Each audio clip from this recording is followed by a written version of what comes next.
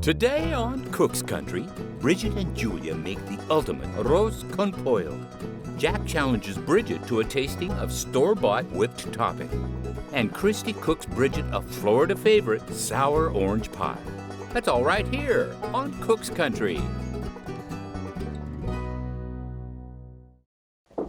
Today, we're talking about a classic Latino dish. One that's become a mainstay on the American dinner table. It was the meal that some of Roosevelt's Rough Riders notoriously ordered from their saddles at the Las Novedades Cafe in Tampa, Florida, back in 1898. It was well known to be the favorite dinner of Desi Arnaz. In fact, he has his own recipe for it in his I Love Lucy cookbook. Liz Taylor and Richard Burton reportedly devoured many plates of it on honeymoon number 2 in Puerto Vallarta. The dish, of course, is the humble yet so satisfying arroz con pollo. So vámonos a la cocina to learn how to make an authentic version of this Latin classic.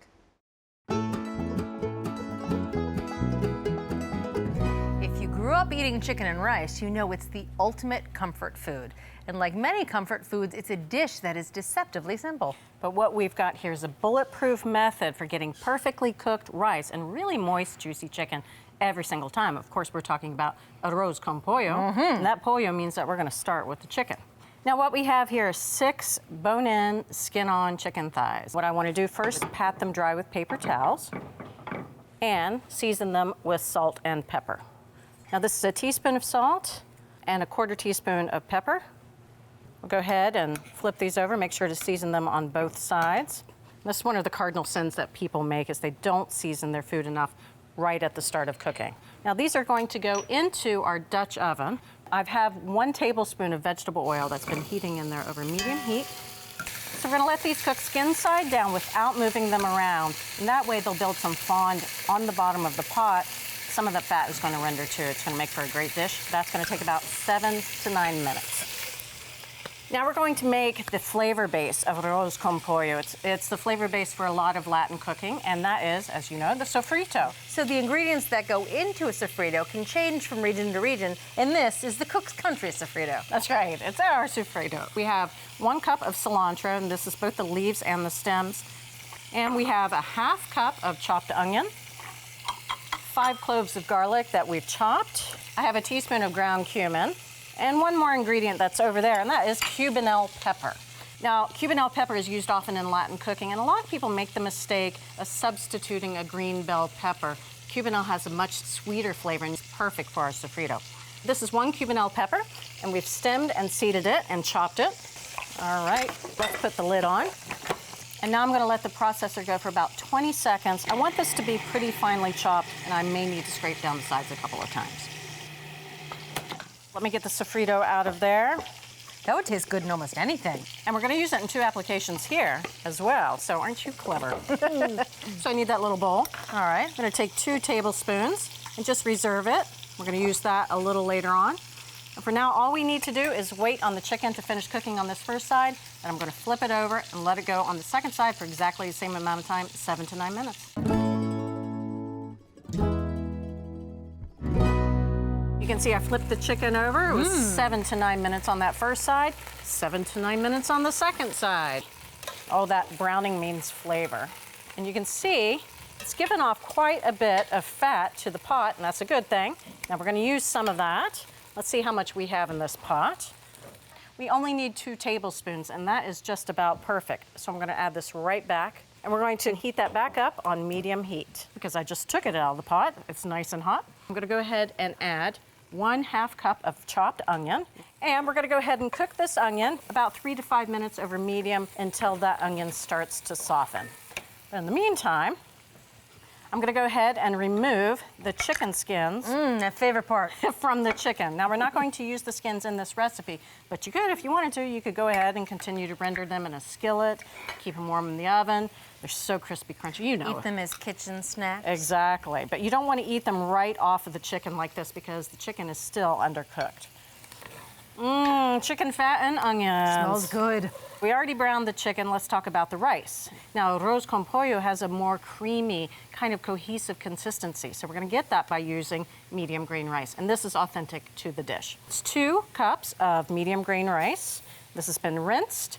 And also our super secret, not so secret, ingredient. This is also authentic in some recipes. This is a tablespoon of sazon. And we're going to cook it until the rice turns translucent. That's going to take about 2 minutes. Sazon is the signature spice blend of Latino cooks. It's used in everything from beans and rice to soup stews and more. Now, there are many blends and ingredients can vary, and we're using culantro y achiote in this recipe. But sazon traditionally contains ground annatto, or achiote seeds, which lends a rich yellow color. Garlic powder, cumin, and coriander are also often included. And you can look for sazon in the Latin American or international section of the supermarket. All right, so we're seeing a little bit of translucency, and it smells so good in this kitchen. Now we want to stop it from overcooking at this point, so we're going to deglaze the pan with 2½ cups of chicken stock. That's looking good. Now, a few more ingredients. So in many dishes in Latin cooking, they have something called alcaparada, and that is a condiment, and it usually contains green olives and capers. This is a 1/4 cup of green olives, the pimento stuff type, and we've gone ahead and cut them in half, and 2 tablespoons of rinsed and drained capers. It's gonna add a really piquant and briny flavor. We've got a couple of bay leaves, 2 tablespoons of lemon juice for some brightness, and got a teaspoon of salt and a 1/2 teaspoon of black pepper. And way down yonder, I recognize this. yes, That's our sofrito. it's the rest of the sofrito. So we're gonna put it in at this point. That's a lot of flavor. It sure is. And the brininess of the olives and capers. Garlic, smell cilantro. That's gonna be delicious. Smell everything. All right, so at this point, we're gonna nestle the chicken right back in this mixture. Any juices? If this is up to a simmer, that is perfect. So we're gonna put a lid on it, and this is going to go into a 350-degree oven and cook for about 20 minutes. It's not going to burn on the bottom as it might on the stovetop.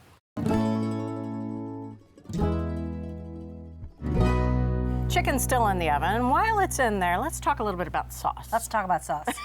Now, we found a couple of recipes that made an herb sauce to go with the arroz con pollo. Just drizzle it on top, and we love that idea. And we're making it even easier, starting with mayonnaise. This is a 1/2 cup mayonnaise because we want a nice creamy sauce.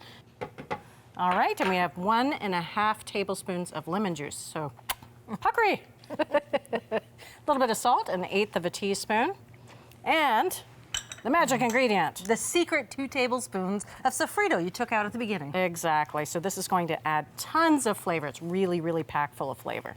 And we're going to let this process for about 30 seconds. We're going to see that it's going to turn a beautiful green color. Look at that color. It almost looks like a salad dressing. It does. Like green goddess. All right, so let me go ahead and scrape this into a bowl. And you can see the consistency. It really is a sauce. That's very cool.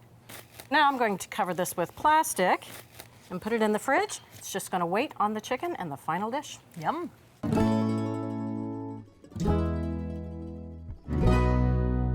The arroz con pollo was in the oven for 20 minutes, and I let it rest here for 15 minutes just so the rice can absorb any excess moisture in there. If we were to cook it all the way through for 35 minutes, the rice can be very, very mushy. So we should see a nice plume of steam here.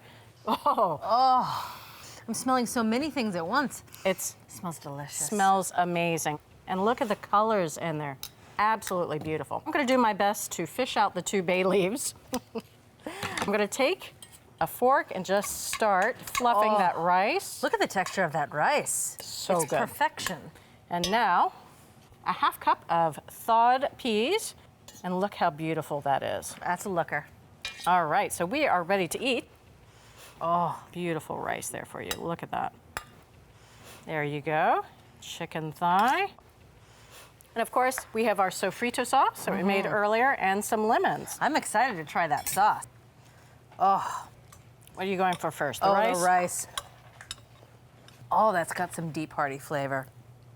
My goodness. You know, it's that forward brininess from the capers and the olives that really come through. But that sauce, it adds a little kick of that fresh sofrito at the end. Get a little of that chicken in there now. And I love that you used bone-in thighs. That bone added some good flavor to the rice. That's exactly right. Oh, it's perfectly tender.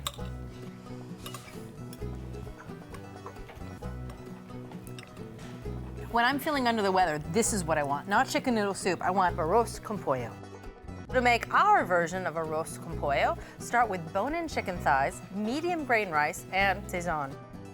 To give the dish an authentic flavor, make a sofrito in the food processor with fresh cilantro, chopped onion, a cumin pepper, some garlic, and a little cumin. After browning the chicken, add the rice and sazon to the fat left in the pot. And to round out the dish, add some pimento stuffed green olives, capers, and some green peas. Served with a creamy sofrito sauce, this is the best chicken and rice you've ever tasted. So from Cook's Country, an authentic version of arroz con pollo. We'll get you right back to the video. Check out Cook's Country's newest book, The Complete Cook's Country TV Show Cookbook. Over 16 seasons and more than 600 recipes are condensed into this cookbook, jam-packed with every recipe we feature on the show, plus stories, tips, and reviews. Go on the road with Cook's Country and tour the U.S. through food. Get inspired by dishes from restaurants, regions, and chefs all over America. All in this one convenient cookbook. To order your copy of the Complete Cook's Country TV Show Cookbook, scan the QR code or visit cookscountry.com to continue your Cook's Country journey.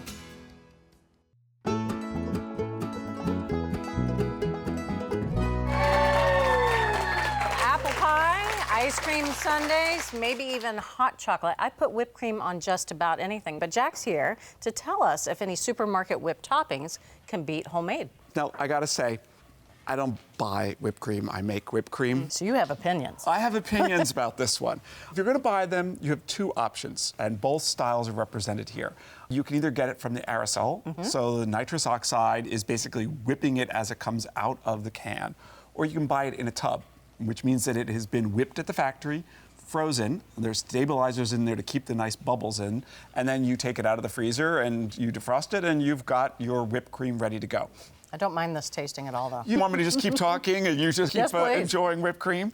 The brands that came out of a tub tended to be more billowy and fluffy because the manufacturer had beat a lot of air into them. The ones that came out of an aerosol sometimes weeped or separated, and they weren't as uniform as you might imagine, where sometimes you'd get it a little bit fluffier, but then you get some little bit of liquid at times. The other big difference here is what's in them. Huge difference. Yeah, some of them are actually made with heavy cream and sugar. Some of them have no dairy whatsoever. They're made with hydrogenated oils. Interestingly, we found the biggest issue here was the amount of fat, not the type of fat. So if it was very lean, it just didn't have the right mouthfeel. Our favorite brand actually is not made with cream, but it had the most amount of fat. So it's a whipped topping, not a whipped cream. Exactly. Okay. So I have been allowing you to enjoy this. They're half gone. But you need to start telling me a little bit about what you are noticing. Well, sweetness was the first thing that I noticed about this one. Very, very sweet. Wasn't too crazy about it. This one tastes like my childhood. Definitely, I remember what that looks like. This one is probably my favorite. It actually tastes a little bit like cream. I hope it is. I hope it's not just Crisco that came out of a can. The good news is you and the studio audience are in complete agreement. And I actually think you and the studio audience are in agreement with me. Oh, good. The bad news is our tasting panel actually liked the one without the cream. So flip that over. You chose Land O'Lakes, which is made with real heavy cream. There you go. I think it tastes the best. Yes. It was our runner-up, our favorite of the ones that came out of the aerosol, our favorite of the ones that are made with cream, but it only was the runner-up. Huh. Why don't we slide on down here? The overall winner for the expert panel was the Cool Whip. Now, this is the extra creamy, which does have some dairy in it. It's not made with cream, it's made with skim milk. It has a nice texture. Some of the studio audience liked this, but they were with you, Bridget, and they thought the Land O'Lakes was the best. This one in the middle, nobody liked it. The expert panel, the studio audience, you didn't like it. So sweet. It's ready whipped. This one had a really kind of foamy, almost dissolving texture, Yes. and it was the lowest rated. Well, there you go. If you're like the tasting audience and myself, you want to go with Land O'Lakes. But if you want the winner, go out and buy Cool Whip Extra Creamy. Love what you're watching? Take your cooking to the next level with our Essential membership. Get instant access to thousands of recipes, tips, techniques, product reviews, and step-by-step videos. Our Members app allows you to search by ingredient, set dietary preferences, and save your favorite recipes. For those looking to level up, our newest feature, ATK Classes, offers more in-depth instruction led by ATK experts, so you can gain greater confidence in the kitchen. Start your free trial by visiting the App Store or going to americastestkitchen.com/YouTube today.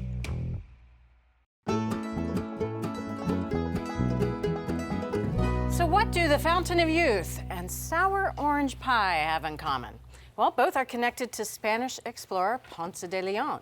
Now, oranges weren't native to the Americas until de Leon brought them to Florida in 1521. I was about 10 years old at that point. Of course, he was there on a quest to find the Fountain of Youth. So here's the question. Will eating our recipe for sour orange pie make you any younger? Well, I'm not saying that, but I'm not saying that either. What say you? No pressure. No pressure at all. I can't tell you that we're going to recreate the Fountain of Youth here, but I will tell you that we're going to make a really great pie. I have full faith in Christie that she's going to make a stupendous pie here, and maybe we'll just feel younger. I think we'll feel pretty good. All right. That's all I need at this point.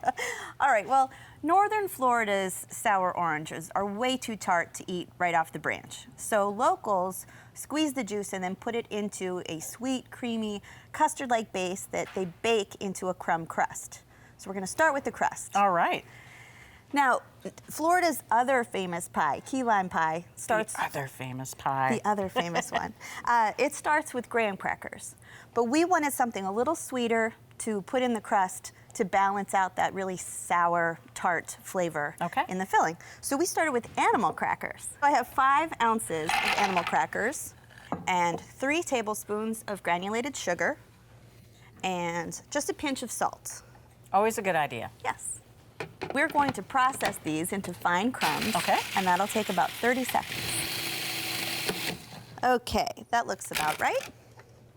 So now I'm adding 4 tablespoons melted, unsalted butter. Now we're just gonna pulse this about 8 times, just until everything is well combined. Okay. I'll just put this in my 9-inch pie plate. Okay. Now I'm gonna use the bottom of a dry measuring cup to press the crust so that it gets really nicely packed. So it's helpful to get the bottom flattened out first, and then sort of push those crumbs to the edges to make sure that we have nice, sturdy walls. Such a good idea using the measuring cup, too, because it really does tamp it down. It does, and you don't have weird indentations from your fingers. It gets nice and even. And then you can use the side of the cup, and I like to use my finger to kind of guide the lip. All right, now this is done. Now I'm gonna bake this on the middle rack of a 325-degree oven until it's fragrant and just starting to brown, and that's gonna take 12 to 14 minutes. Okay. And then we're gonna let it cool to room temperature on a wire rack. So now we can work on our filling. Okay. And the filling is actually where we started to run into some problems. This is a sour orange. This is a sour orange. Yes. I've never seen one before this moment, and this looks like a huge lime. And it's really hard, too. It's very hard. It's not nearly as juicy as sweet oranges. And unless you live in northern Florida or have access to a really great Latin American grocery store, you're probably not going to find them. We wanted something we could count on finding. Exactly. Okay. It makes making the pie much easier. Yes, it does. We started with sweet oranges, which of course gave us good orange flavor, but not much tartness. So we started pairing it with different citrus until we hit lemons. It was nice and tart, but it overshadowed the flavor of the orange, which led us to orange juice concentrate. And our favorite frozen orange juice concentrate is made by Minute Maid. And you know you can count on finding these ingredients anywhere. Right. We're starting with a base that's very similar to key lime pie. The other pie. Exactly. So this is 1 can or 14 ounces of sweetened condensed milk. That's going to give us a nice, sweet, creamy base. And now I have 4 large egg yolks.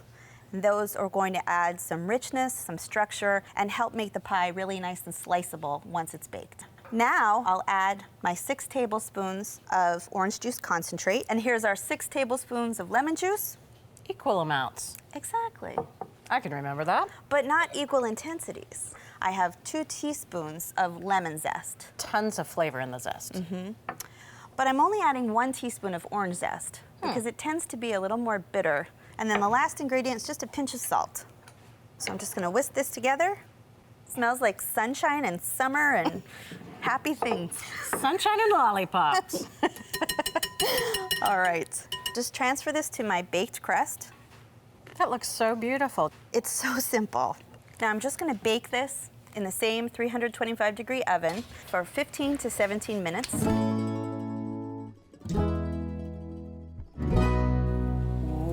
Ooh. It's so pretty. It's puffed up a little bit. It has, and it smells so good. Now, you'll know when it's done, when the center has fully set, but there's still a little jiggle when you wiggle it. There is a little jiggle when you wiggle it. Exactly. Yes. So it hasn't dried out, so we won't see any cracking on the top. It'll just be nice and smooth. So how long do we have to wait? First, we need to let this cool to room temperature, and then we have to put it in the refrigerator, and that's gonna take about 3 hours. I will wait for sour orange pie. It'll be worth it. We're just gonna make a really easy whipped cream topping. Fast and easy. So I've got 3/4 of a cup of heavy cream in my chilled bowl. I'm going to add 2 tablespoons of granulated sugar, and then just a ½ teaspoon of orange zest. And I'll just whisk this together. This is such a small amount that it just seemed easier to do it by hand. Okay. So we're just gonna beat this to stiff peaks, and that'll take somewhere around 3 minutes. You've been so patient. Let's move over to this pie. Put you out of your misery. Thank you. Oh, look at that. Ooh. We'll just add a little dollop of whipped cream on top. All right, let's take a look at this. I mean, that's sliced beautifully, absolutely. And you can see the orange flecks right in there.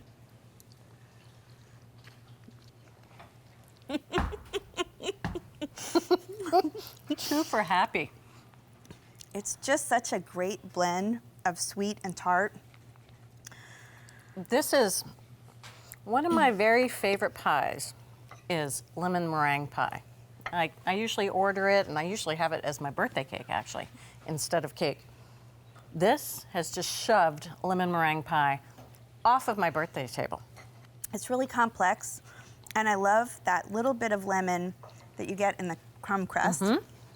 This is bright and creamy and perfect in every single way. It's the Mary Poppins of pie. So you like it? Not much. Okay. Christie, thank you 1,000 times over. All right, move over key lime and lemon meringue for that matter. There is a new Florida pie in town. Start by making a sweet animal cracker crust. Add eggs and sweetened condensed milk for a rich, creamy base. Then recreate North Florida's tart oranges using a mix of lemon juice and orange juice concentrate with both lemon and orange zest. Bake and then chill and top with an orange zest accented whipped cream. And there you have it from Cook's Country, an authentic and foolproof recipe for sour orange pie. And you can find this recipe and all the recipes from this season, along with our tastings, testings, and selected episodes at our website, cookscountry.com. I think we should change it to cookscountry.sourorangepie. If you're ready to take your cooking to the next level, head over to americastestkitchen.com and get a free trial of our ATK Essential membership. While you're there, you can sign up for our free email newsletters and download our app. So, what are you waiting for?